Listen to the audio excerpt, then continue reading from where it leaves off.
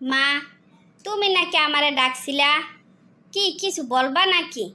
কি বলবা বলো, আমি আবার গানের ক্লাসে যাব। শোন, গান নিয়ে ব্যস্ত থাকলে তো হইব না। এতদিন তো নিজের মতো করে চালাইছস, তোর মতো করে তুই চলছস। তোর মনে আঘাত দিয়া কোনো দিনও কোনো কথা বা কোনো কাজ আমি করি নাই, কিন্তু আজ আমি বলবো, এবার তো আমার মতো করে একটু চল। সরি মা, যেই কালে তোমার মতো করে আমার কথা বলা, আমার কোনোখানে বেড়াতে যাওয়ার কথা ছিল, সেই কালে আমি তোমারে কোনো পাত্তাই দেই নাই। আমি আমার রাগ অহংকারের কারণে সব সময় আমি ভুল পথে চলছি। কোনটা ঠিক কোনটা ভুল আমি বুঝতে পারিনি, আর বোঝার চেষ্টাও করিনি। আমি তোর মনের অবস্থা বুঝতে পারছি, কিন্তু এইভাবে ব্যঙ্গে পড়লে তো হইব না। ভাগ্যের লেখা প্রত্যেকটা মানুষকে মানতে হবে। হয়তো তোর ভাগ্যে ছিল তোর জীবনটা এভাবে এলোমেলো হইয়া যাইব, তাই বলি কি জীবন থেমে থাকবো নাকি? জানি না আমার জীবনে কি হবে, কিন্তু জীবনে ভালো কিছু আসবে বলে আমার মনে হয় না। মা, আমার জীবনটা মনে হয় এখানে থেমে গেছে। আমার নিয়া অযথা ভেবে আর কোনো লাভ নাই। মনে হয় না আমি আর স্বাভাবিক জীবনে ফিরে আসতে পারবো। পাগলামি বাদ দে, আমি আবার তোর বিয়ে দিব। তুই তোর ভুলগুলো শুধরে নিলে তুই নিশ্চয় সুখী হবি, এই আমার বিশ্বাস। প্লিজ মা, সব কথা বললেও আমাকে আর কোনো দিন বিয়ের কথা বলবা না। আমি একজনকে ঠকাইছি, আমার জন্য সেই দেশ ছাড়া হয়েছে। আমি আর কোনো দিন কাউকে ঠকাইতে চাই না। শোন মা, তোর কি অতীত না পরে থাকলে হইব? আমি মইরা গেলে তোর কি হইব তা কি একবার বুঝতাছস? আমি তোর বাবারে কথা দিছিলাম, তোর চোখ থেকে এক ফোঁটা চোখের জল আমি ঝরতে দিব না। কোনো দিনও তোর মন খারাপ করে থাকতে দিব না। আমার কথা কি তুই রাখতে দিবি না? তোমারে তো কোনো দিন মা হিসাবে মানি নাই, তারপরও তুমি আমারে নিয়া কত কি ভাবো। এতদিন তোমার সাথে আমি যে অন্যায় অপরাধ করছি, তার জন্য আমি আন্তরিকভাবে দুঃখিত। আমারে তুমি ক্ষমা করে দিও। পাগলি মেয়ে আমার, সন্তানরা ভুল করবে আর মায়েরা ক্ষমা করবে, এটাই তো নিয়ম। আমি কোনো দিনও ভাবি নাই যে তুই আমার আপন মেয়ে না। আমি আমার সর্বস্ব দিয়ে তোরে ভালোবাসি, তাই সব সময় আমি তোর ভালো চাই। কিন্তু ভাগ্যে না থাকলে তো আর কিছু করার নাই। সব কিছু হারানোর পর যদি সুখী হতে চাই, তাহলে তো এটা আমার বোকামি। আমার সুখ নিয়া আর অযথা চিন্তা করো না। আমার জীবনে আর আমি সুখ চাই না। সুখী হওয়ার আফসোস নিয়া আমি বেঁচে থাকতে চাই। প্লিজ মা, আমার আর কোনো দিন বিয়ের কথা বললো না। ওর অপেক্ষা বাকি জীবন আমি কাটাইতে চাই।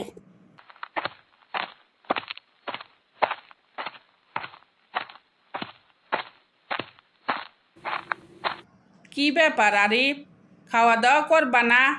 ও বুঝছি, বোর জন্য বুঝি তোমার মন খারাপ হইতাছে। বেশি খারাপ লাগলে ফোনে কথা বলো, তাইলে তো মনটা একটু ভালো হয়ে যায়।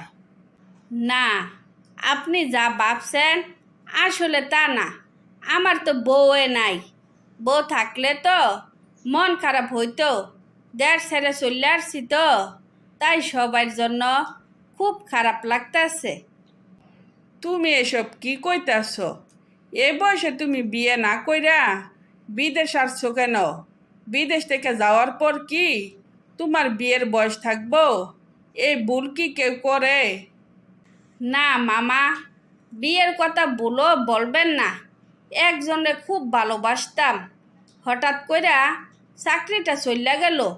চাকরিটা আর পাইলাম না। চাকরি যাওয়ার সাথে সাথে প্রিয়জনকে হারাইয়া ফেলাইলাম। সে আমাকে ছেড়ে অনেক দূরে চলে গেছে। এটা আবার কেমন কথা? চাকরি যাওয়ার সাথে বিয়ে মানুষ হারানোর তো কোনো সম্পর্ক দেখতাছি না। সম্পর্ক আছে মামা, সম্পর্ক আছে। টাকার সময় দুইটা কিন্তু একসাথে হয় না। চাকরি চলে গেছে ঠিকই, কিন্তু টাকা আমারে ছাড়ে নাই। টাকার পিছনে দৌড়াইতে গিয়া যখন যে কাজ পাইছি সেই কাজ করছি, কিন্তু প্রিয় মানুষরে একবেলাও না খাইয়া রাখি নাই। তারপরেও সে আমার বুল্লা গেল। এই কি কথা?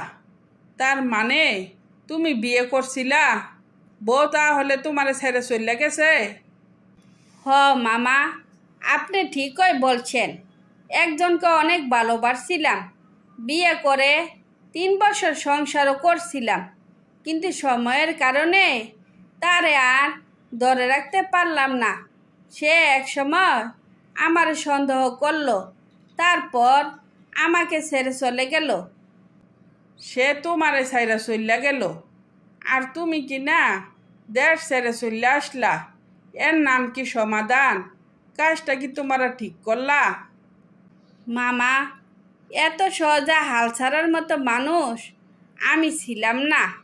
1 বছর ওর পিছনে আমি দৌড়াইছি।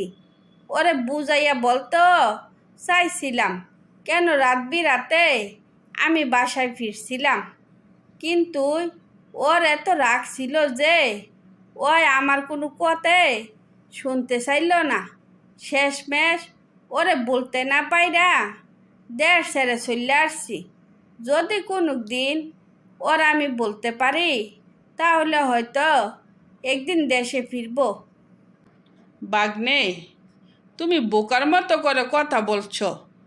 কারোর জীবন কারোর জন্য থেমে থাকে না, এ কথা তোমাকে মানতে হইব। তাই আমি বলি, 2-3 বছর থাইকা দেশে ফিরে আবার বিয়ে শাদী করে সংসার করো, নইলে ভবিষ্যতে তোমাকে এর জন্য পস্তাইতে হইব। তখন টাকা থাকবো ঠিকই, কিন্তু জীবনের কোনো অস্তিত্ব থাকবো না। তখন শুধু হাই হাই করবা, কোনো লাভ হইব না। মামা, কথায় বলে না, যদি তাকে নসিবে এমনি এমনি আসিবে। আমার নসিব হয়তো ছিল ওই আমার জীবনে আসবে।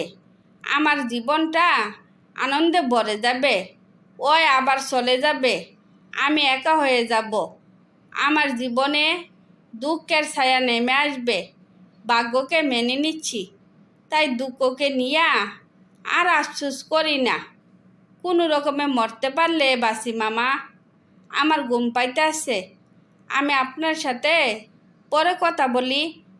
ঠিক আছে, তুমি ঘুমাও, কিন্তু না খেয়ে ঘুমাইতে পারবা না। চলো আগে খাইয়া নেই, পরে ঘুমাইও। বাজান, এতদিন পর আমার কথা তোর মনে পড়লো? আমার দেখতে কি তোর মন চায় নাই? এত বড় নিষ্ঠুর হইয়া গেলি। মা, তুমিও আমার ভুল বুঝলা। তুমি কিন্তু ভালো করে জানো আমি কেন দেশে ফিরতে পারি নাই।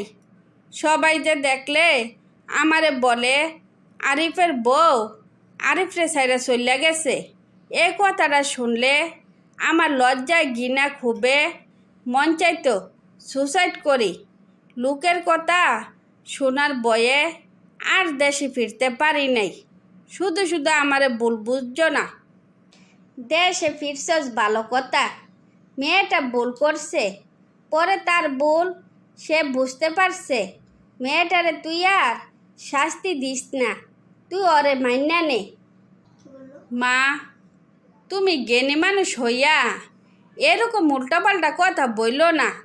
ওরে ফিরাইয়া আনার জন্য ওর পায়ে পর্যন্ত ধরছিলাম, কিন্তু ওই আমারে চিনতে পারলো না। আমার দূর দূর কইরা ওই তাড়াইয়া দিল। তাই আমি আর ওরে এই জীবনে চাই না।